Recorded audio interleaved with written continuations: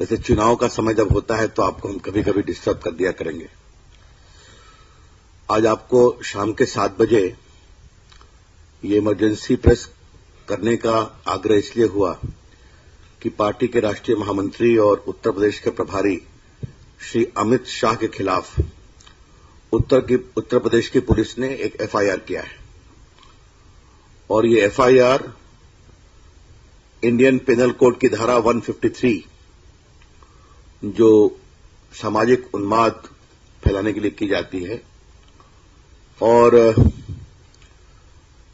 Representation of peoples act की धारा 125 के उल्लंघन को लेकर किया गया है। अब एफआईआर जो हुआ है, जो उसमें कानूनी उसके पहलू हैं, वो हम उसकी चिंता करेंगे, लेकिन ये बिल्कुल जानबूझकर उत्तर प्रदेश की सरकार ने पूर्वाग्रह से ग्रसित होकर वोट बैंक के लिए एफआईआर किया है। It is not a bona fide FIR but an FIR designed for vote bank politics by rank abuse of police powers under the pressure of government. हम ये बात इसलिए कहते हैं कि थोड़ा हम इसमें कुछ बैकग्राउंड बताना चाहते हैं। उत्तर प्रदेश की सरकार आतंकवादियों को छोड़ती है, उनका केस विड्रॉ करती है और उनके आदेश को इलाहाबाद हाईकोर्ट को क्वाश करना पड़ता है। आपको पता है, ये समाजवादी पार्टी की सरकार ने अपने घोषणा पत्र में पुनः इस बात को दोहराया है कि हम आतंकवादियों को छोड़ेंगे, उनके केस को रिव्यू करेंगे। इनके राज्य में 200 से अधिक दंगे होते हैं और बार बार यह बात आती है कि दंगाइयों के खिलाफ कार्रवाई नहीं होती है। यह भी आपने सुना है।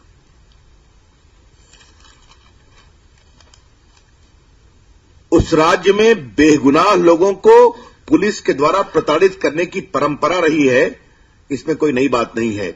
UP has a history of implication of innocent people in FIR and abusive criminal proceedings, ये आप सभी जानते हैं। एसपी गवर्नमेंट का क्या है आपको बताने की जरूरत नहीं। अभी सुप्रीम कोर्ट ने क्या कहा है, इस सरकार के बाद में कितनी गंभीर टिप्पणियां की हैं कि मुजफ्फरनगर के दंगे में उत्तर प्रदेश की सरकार ने, समाजवादी पार्टी की सरकार ने कोई कार्रवाई नहीं की। इसके बावजूद अभी तक वहां के मामले में अपराधियों के खिलाफ प्रामाणिक कार्रवाई नहीं की गई है, सतही कार्रवाई की गई है। बेनी प्रसाद वर्मा और आजम खान रोज जिस तरह के भड़काऊ भाषण दे रहे हैं कि सांप्रदायिक उन्माद फैलाने के लिए, वो क्या बोल रहे हैं टीवी पे आता है, मुझे बताने की जरूरत नहीं। उनके खिलाफ समाजवादी पार्टी कोई कार्रवाई नहीं करती। आपने सुना होगा कि आज उनके एक वरिष्ठ मंत्री आजम खान ने धमकाया है प्रशासन को कि हम 16 मई के बाद भी रहने वाले हैं। तो वहां प्रशासन को धमकाने का काम भी हो रहा है। अब अमित भाई ने क्या कहा है? अमित भाई ने यही ना कहा सब्सटेंस में कि election is an occasion to redress your grievances. चुनाव एक अवसर है आपकी पीड़ा के निदान का। अब आप उसको बदला कहिए, आप उसको समाधान कहिए। क्या मुझे आप सभी वरिष्ठ पत्रकारों के सामने बताने की जरूरत है कि मुजफ्फरनगर का दंगा नहीं फैलता अगर समय रहते वहां की पुलिस दंगाइयों और गुनहगारों के खिलाफ कार्रवाई करती, उनको पकड़ती? क्या यह सही नहीं है कि लखनऊ से उस सरकार के वरिष्ठ मंत्रियों ने पुलिस को कार्रवाई करने से रोका? ये बातें स्टिंग ऑपरेशन में भी शामिल स्पष्ट हो गई हैं, मुझे बताने की जरूरत नहीं है, उनका नाम भी लेने की जरूरत नहीं है। तो आज अगर मुजफ्फरनगर में समाजवादी पार्टी के डिस्क्रिमिनेटरी पुलिस के ट्रीटमेंट से, एब्यूज से लोगों को पीड़ा है, लोग मारे गए हैं, दंगे बढ़े हैं, हिंसा हुई है, तो अगर अमित भाई ने कहा चुनाव वो अवसर है कि आप अपने वोट के द्वारा अपनी पीड़ा का समाधान करिए, you please use your vote as an occasion to express the entire sense of agony and pain you are having for a change. हम रोज सुनते हैं चुनाव एक अवसर है, लोकतंत्र में होना भी चाहिए। मैं अभी वीडियो देख रहा था जिसमें सिर्फ मैं आपके लिए बताना चाहता हूं, सौरभ भाई, ये वीडियो बाकायदे ऑनलाइन है। Obama tells Ohioans how to get back at Romney. Voting is the best revenge. ये प्रेसिडेंट ओबामा ने अपने प्रचार में कहा था। Voting is the best revenge, he tells voters of Ohio. ये पूरा ऑनलाइन है, मुझे चलाने की जरूरत नहीं है, आप कहेंगे तो आपको दिखा दूंगा। ये कौन सी नई बात है? लोकतंत्र में अहिंसक तरीके से, शांतिपूर्ण तरीके से अगर वोटर कहता है कि मैं अपनी पीड़ा का बदला लूंगा वोटिंग के द्वारा, तो कौन सी बड़ी बात है? कोई हिंसा की बात नहीं की, शांति की बात कही। और क्या यह सच्चाई नहीं है कि मुजफ्फरनगर के लोग अपमानित हैं, पीड़ित हैं, उनके आत्मसम्मान पर बहुत बड़ी चोट पहुंची है? अखिलेश सरकार, मुलायम सरकार आजम खान के सौतेले व्यवहार से, डिस्क्रिमिनेशन से, पुलिस को गुनाहगारों के खिलाफ कार्रवाई करने से रोकने के कारण। तो मित्रों, हम बिल्कुल साफ साफ ये मानते हैं कि ये जो केस है ये सिर्फ समाजवादी पार्टी ने नहीं कराया है।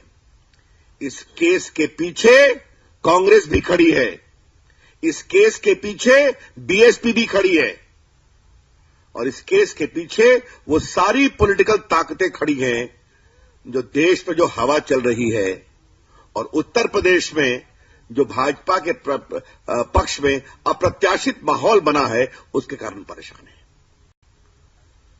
तो मित्रों, अब प्रदेश की जनता इस अपमान का बदला लेगी।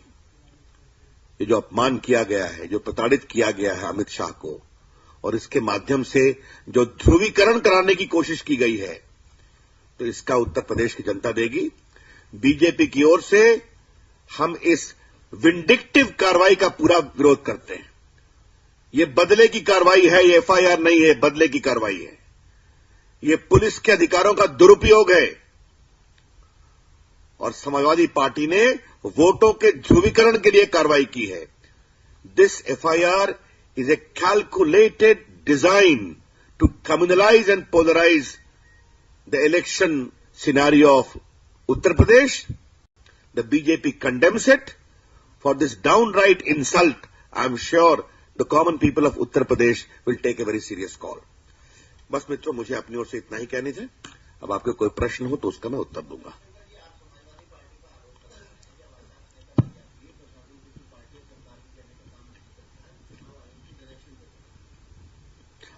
आपने बहुत सही कहा, लेकिन जिस तरह की धमकियां वहां दी जा रही हैं प्रशासन को, आप देख रहे हैं ना, ऐसी बात तो नहीं है। बहुत से लोगों को बदला गया है वहां पर। आज सुबह आजम खान ने कहा है कि 16 के बाद भी हम रहेंगे, इसलिए ऐसा नहीं है बिल्कुल। मैं आपसे एक सवाल पूछता हूं, और बहुत गंभीरता से सवाल पूछता हूं। अगर सब कुछ चुनाव आयोग के इशारे पर ही होता तो कोबरा पोस्ट का जो स्टिंग था, जो वोटों को ध्रुवीकरण करने की बात थी, उसके प्रसारण को क्यों नहीं रोका गया? उसके खिलाफ आपराधिक कार्रवाई क्यों नहीं की गई? मॉडल कोड ऑफ कंडक्ट तो लगा हुआ है। या Aditya,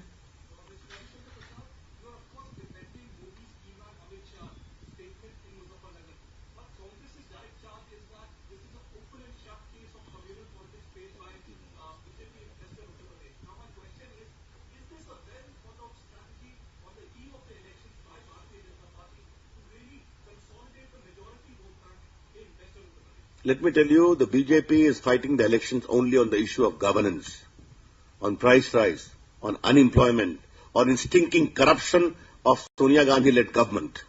That lack of growth, sense of insecurity, we have been repeatedly saying from day one.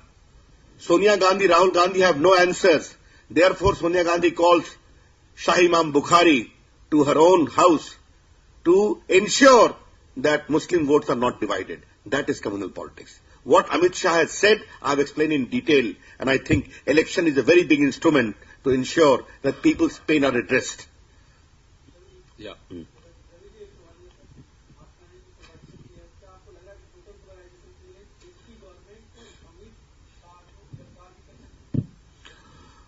कर सकती है, उससे कोई घबराता नहीं है, चिंता मत करिए। नहीं, एक मिनट, वो कर सकती हैं। अगर एफआईआर हो गया है, नॉन अवेलेबल है एक ऑफेंस, तो कर सकती है। तो उसका जो कानूनी परिमार्जन है किया जाएगा, उससे हम ना घबराते हैं ना परेशान है, चिंता मत करिए आप। जहां तक कानूनी लड़ाई है वो एक अलग पक्ष है, लेकिन ये एफआईआर पूर्वाग्रह की भावनाओं से ग्रसित होकर किया गया है।